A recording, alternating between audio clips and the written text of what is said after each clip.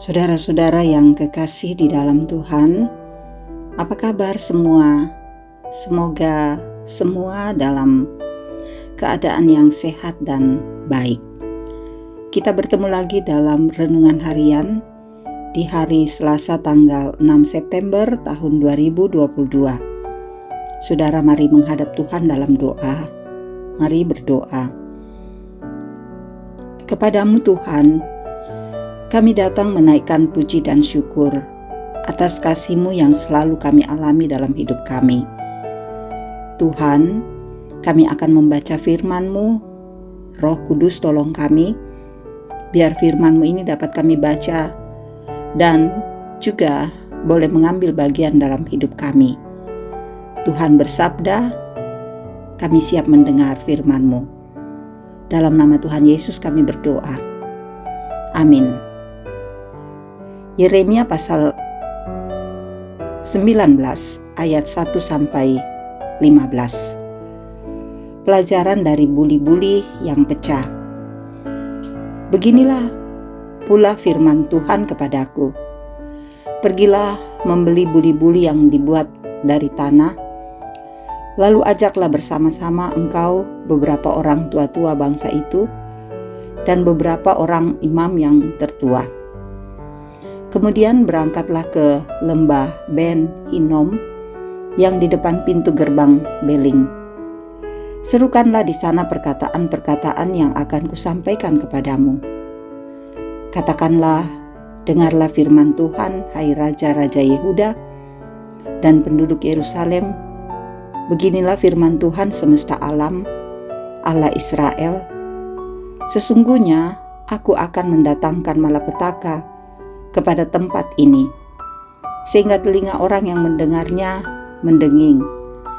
Sebab mereka telah meninggalkan aku, telah memberikan tempat ini kepada Allah asing, dan telah membakar korban di sini kepada Allah lain yang tidak dikenal oleh mereka sendiri, dan oleh nenek moyang mereka, dan oleh raja-raja Yehuda.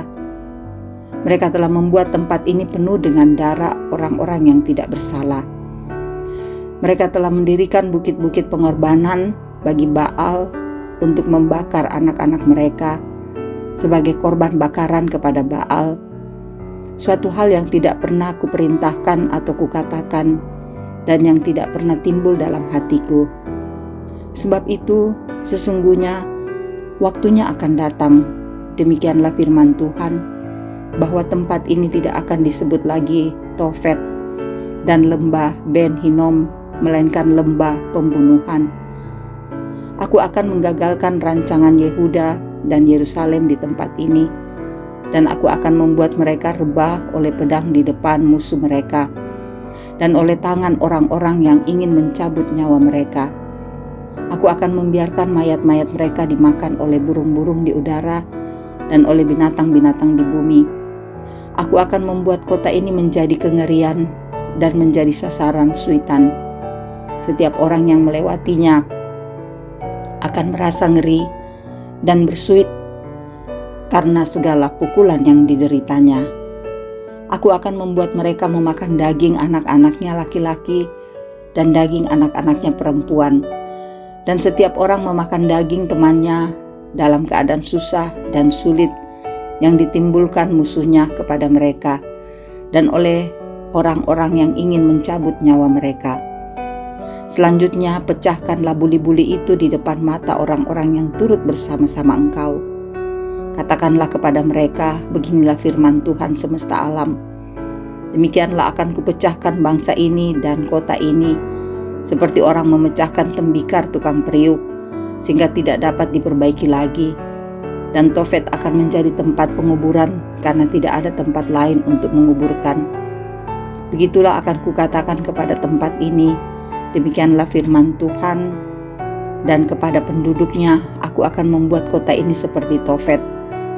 Rumah-rumah Yerusalem dan orang-orang para raja Yehuda akan menjadi najis seperti tempat Tofet, yakni segala rumah yang di atas sotonya akan membakar korban kepada segala tentara langit dan mempersembahkan korban curahan kepada Allah lain.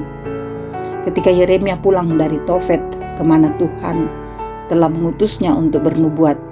Berdirilah ia di pelataran rumah Tuhan dan berkata kepada segenap orang banyak, beginilah firman Tuhan semesta alam, Allah Israel, sesungguhnya aku akan mendatangkan ke atas kota ini dan ke atas segala kota sekitarnya seluruh malapetaka yang telah kukatakan akan menimpa mereka, sebab mereka berkeras kepala dan tidak mendengarkan perkataan-perkataan. Demikian firman Tuhan yang boleh kita baca pada saat ini. Amin. Saudara-saudara yang kekasih, tema kita, dengarlah yang patut didengar.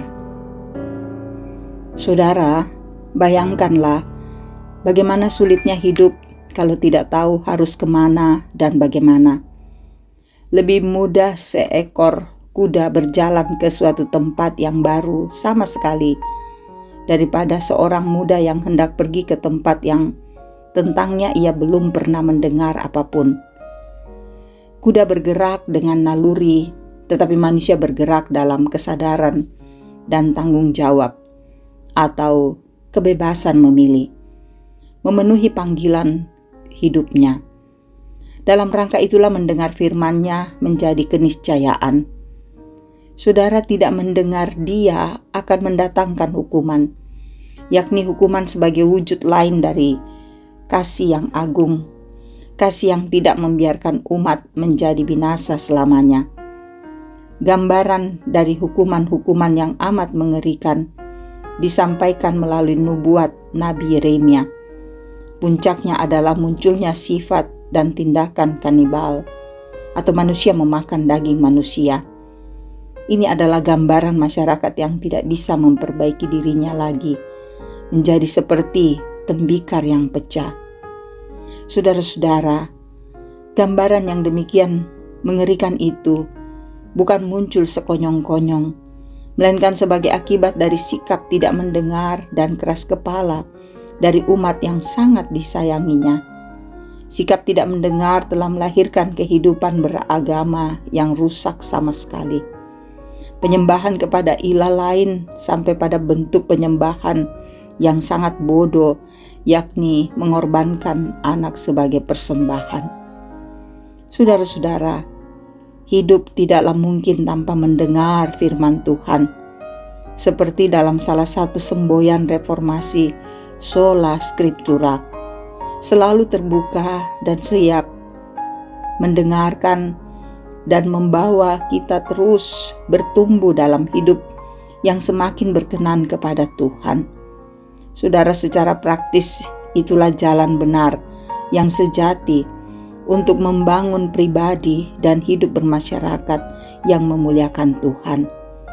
Mari dengarlah yang patut didengar, dengarlah firman-Nya yang akan mengokohkan kita untuk memberlakukan kehendak-Nya dengan baik. Amin. Mari berdoa. Kepadamu Tuhan kami bersyukur boleh membaca firman dan mendengarkan, merenungkan. Biarlah firman ini tidak berlalu begitu saja, tapi tetap tertanam dalam kehidupan kami. Kepadamu kami berserah diri Tuhan. Engkau mengasihi kami, keluarga kami, anak-anak kami, mengasihi para orang tua kami dalam usia lanjut. Kuatkan, teguhkan, sembuhkan mereka, kasihi mereka. Engkau mengasihi saudara-saudara kami yang selalu mendengarkan renungan harian ini. Biar hidup mereka terus Tuhan berkati. Pekerjaan kami dan semua yang kami rencanakan ke depan berkatilah agar berjalan dengan baik sesuai dengan maksud-Mu. Engkau mengasihi saudara-saudara kami dalam pergumulan kami semua dengan beban hidup, biar kami dapat melewatinya dengan baik dan terus menyempurnakan setiap sukacita kami. Mengasihi para majelis dalam pelayanan dan pengurus OIG, memberkati untuk teguh dalam pelayanan. Mengasihi pemerintah kami agar memerintah dengan adil dan bijaksana.